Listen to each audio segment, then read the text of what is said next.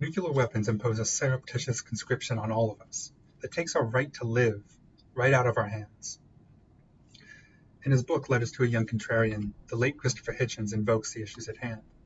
As you read this, you are in effect wearing a military uniform and sitting in a very exposed trench. You exist at the whim of people whose power does not derive from your own consent, and who regard you as expendable, disposable. You merely failed to notice the moment at which you were conscripted. Nuclear weapons continue to exist today as a result of our ignorance and passivity surrounding them. But through education and political engagement, we can extirpate them root and stem, creating a much safer world.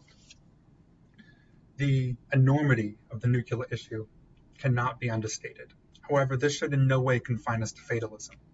There's an opportunity for us as a generation to make the world an immensely safer place, and yet these weapons continue to go underregulated and fail almost entirely to capture our attention.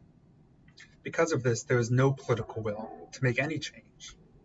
However, if we can educate ourselves and use that knowledge to put pressure on our political officials, we can bring the proverbial destroyer of worlds to its knees. Now, it goes without saying that nuclear weapons are dangerous.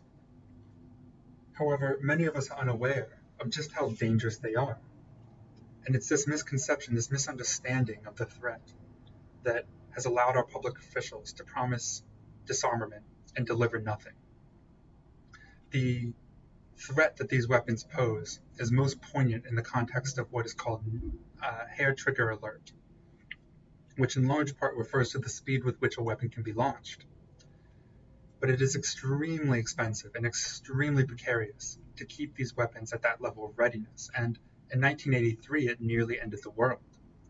Armageddon was only prevented by a young colonel named Stanislav Petrov. He chose the human race over nationalism. But how often can we expect an individual to make such a choice? I most assuredly don't have that answer.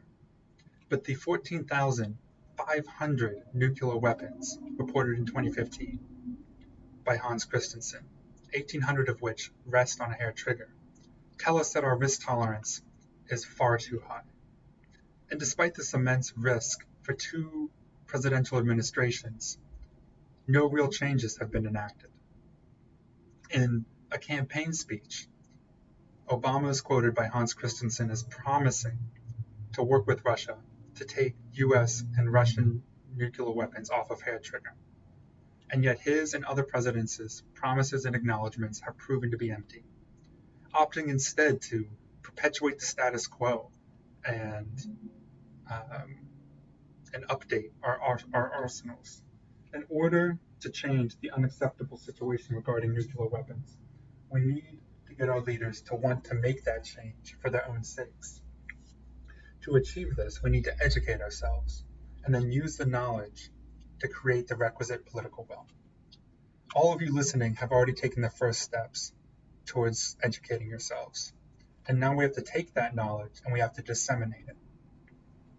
In a Pew poll taken in 2019, it was found that 72% of all adults have some form of social media, making social media the ideal platform or platforms for us to disseminate our information and perpetuate our cause.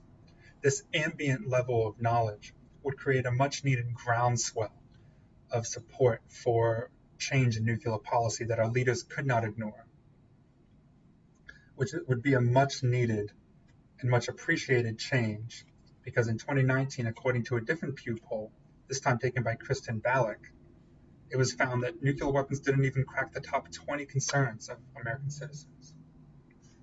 If we can educate ourselves and then disseminate that knowledge to the wider public via social media, we can create the political will necessary to make a safer and wealthier world. As these nuclear weapons begin to make their final descent into the annals of history in the United States, a very different world awaits us on the other side.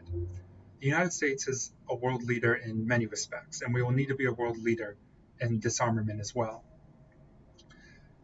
If we can force our leaders to re-engage with Russia, the other major nuclear power, then we can take down, according to Hans Christensen, 95% of the total stockpile of nuclear weapons in the world.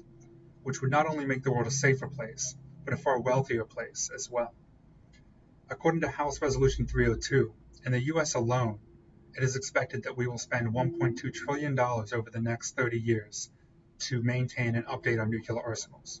This is money that can be and should be spent on almost anything else, and with your help, it will be. What little rhetoric there is surrounding nuclear weapons today makes it seem as if they are indelible to our society, but they do not have to be, and with enough public support, we can all climb out of our trenches. The rare occasion when nuclear weapons are brought into the national discourse, it is in the form of empty promises for change. This, however, does not have to be the state of our society. With education and public engagement, we can create the political will necessary to create a safer and wealthier world for ourselves and future generations. With your help, we can shed our compulsory conscription and take back our lives. If just 50% of you develop a tweet showing your support for House Resolution 302 and tag your local public officials, we will be on the road towards a better world. Thank you.